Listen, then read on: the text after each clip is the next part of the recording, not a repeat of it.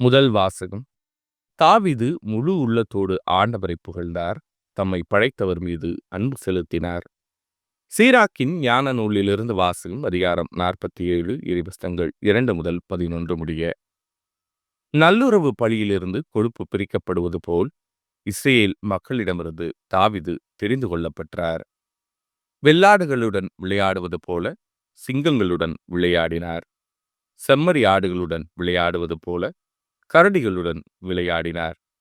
பெருமை பாராட்டிய கோலியாத்தை நோக்கி இளைஞர் தாவீது தம் கைகளை ஓங்கி கவன்கல்லை வீசிய போது ஓர் அரக்கனை கொல்லவில்லையா? அதனால் மக்களது இழிநிலையை அகற்றவில்லையா? வலிமைமிக்க மனிதனை போரில் கொண்டு தம் மக்களின் வலிமையை உயர்த்த உன்னத இறைவனாகிய ஆண்டவரை அவர் துணைக்கு அழைத்தார். ஆண்டவரும் அவருடைய வழக்கைக்கு வலிமையூட்டினார். இவ்வாறு அவர் முறியடித்த 10,000 பேருக்காக மக்கள் அவரை மாட்சிப்படுத்தினர். ஆண்டவருடைய ஆசிகளுக்காக அவரை புகழ்ந்தனர். மாட்சியின் மணிமுடியை அவருக்கு சூட்டினர். எப்புறமும் அவர் பகைவர்களை துடைத்தளித்தார். எதிரிகளான பிலிஸ்தியரை அடக்கி ஒழித்தார். அவர்களுடைய வலிமையை அறவே நசுக்கினார். தம் எல்லா செயல்களிலும் மாட்சியை சாட்டும் சொற்களால் உன்னத இறைவனாகிய ஆண்டவருக்கு நன்றி செலுத்தினார். தம் முழு உள்ளத்தோடும் புகழ்பா இசைத்தார். தம்மை படைத்தவர் மீது அன்பு செலுத்தினார். தங்களுடைய குரலால் இன்னிசை எழுப்ப பாடகர்களை பலிபீடத்திற்கு முன் நிற்கச் செய்தார். திருவிழாக்களை சீரோடும் சிறப்போடும் கொண்டாடச் செய்தார். ஆண்டவருடைய திருப்பெயரை அவர்கள் புகழ்ந்து பாடுவதால் திருவிடம் வைகரையிலிருந்து எதிரொலிக்கும்படி ஆண்டு முழுவதும் காலங்களை குறித்தார். ஆண்டவர் அவருடைய பாவங்களை நீக்கினார். அவருடைய வலிமையை என்றென்றைக்கும் உயர்த்தினார். மன்னர்களின் உடன்படிக்கையையும் இஸ்ரேலில் மாட்சியின் அரியணையையும் அவருக்கு கொடுத்தார். இது ஆண்டவரின் அருள்வாக்கு. இறைவா உமக்கு நன்றி. பதிலுரை பாடல். என் மீட்பராம் கடவுள் மாட்சியுறுவாராக. இறைவனின் வழி நிறைவானது.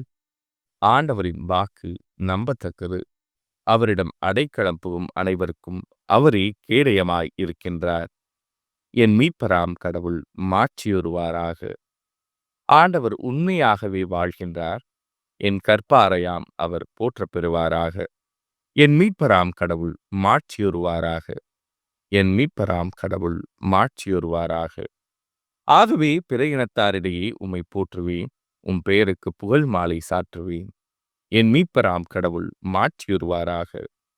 தாம் ஏற்படுத்திய அரசருக்கு மாபெரும் வெற்றியை அளிப்பவர் அவர். தாம் திருப்பொழிவு செய்த தாவீதுக்கும் அவர்தம் மரபினருக்கும் என்றென்றும் பேரன்பு காட்டுபவரும் அவரே. என் மீட்பராம் கடவுள் மாட்சியுறுவாராக. நற்செய்திக்கு முன் வாழ்த்தொலி. அல்லேலூயா அல்லேலூயா. சீரிய நல் உள்ளத்தோடு வார்த்தையை கேட்டு அதை காத்து மன உறுதியுடன் பலன் தருகிறவர்கள் பேறு பெற்றோர். அல்லேலூயா. நற்செய்தி வாசகம். நான் வெட்டச் செய்த யோவான் இவரே. இவர் உயிருடன் எழுப்பப்பட்டு விட்டார். மார்க் எழுதிய தூய நற்செய்தியிலிருந்து வாசகம். அதிகாரம் 6 இறைவசனங்கள் 14 முதல் 29 முடிய. அக்காலத்தில் இயேசுவின் பெயர் எங்கும் பரவியது. ஏரோது அரசனும் அவரை பற்றி கேள்வியுற்றான். சிலர், இறந்த திருமுழுக்கு யோவான் உயிருடன் எழுப்பப்பட்டு விட்டார். இதனால்தான் இந்த வல்ல செயல்கள் இவரால் ஆற்றப்படுகின்றன என்றனர். வேறு சிலர், இவர் எலியா என்றனர். மற்றும் சிலர், ஏனைய இறைவாக்கினரை போல் இவரும் ஓர் இறைவாக்கினரே என்றனர். இதை கேட்ட ஏரோது, இவர் யோவானே. அவர் தலையை நான் வெட்டச் செய்தேன். ஆனால் அவர் உயிருடன் எழுப்பப்பட்டு விட்டார் என்று கூறினான். இதே ஏரோது தன் சகோதரனான பிலிப்பின் மனைவி ஏரோதியாவை மனைவியாக்கி கொண்டிருந்தான். அவள் பொருட்டு ஆள் அனுப்பி யோவானை பிடித்து கட்டி சிறையில் அடைத்திருந்தான். ஏனெனில் யோவான் ஏரோதிடம், உம் சகோதரர் மனைவி நீ வைத்திருப்பது முறையல்ல என்று சொல்லி வந்தார். அப்போது ஏரோதியா அவர் மீது காழ்ப்புணர்வு கொண்டு அவரை கொலை செய்ய விரும்பினாள்.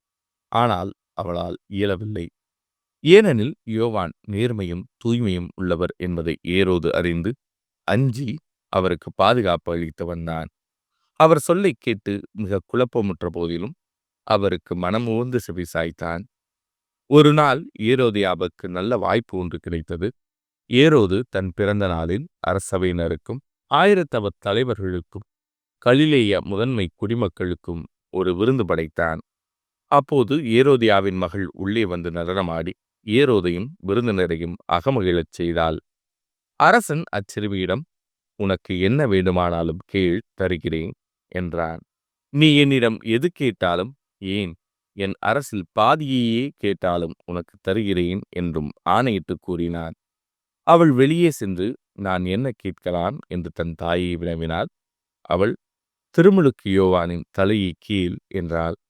உடனே சிறுமி அரசனிடம் விரைந்து வந்து, "திருமுழுக்கு யோவானின் தலையை ஒரு தட்டில் வைத்து இப்போதே எனக்கு கொடும்" என்று கேட்டாள். இதைக் கேட்ட அரசன் மிக வருந்தினான். ஆனாலும் விருந்தினர் முன் தான் ஆணையிட்டதால் அவளுக்கு அதை மறுக்க விரும்பவில்லை. உடனே அரசன் ஒரு காவலனை அனுப்பி யோவானுடைய தலையை கொண்டு வருமாறு பணித்தான்.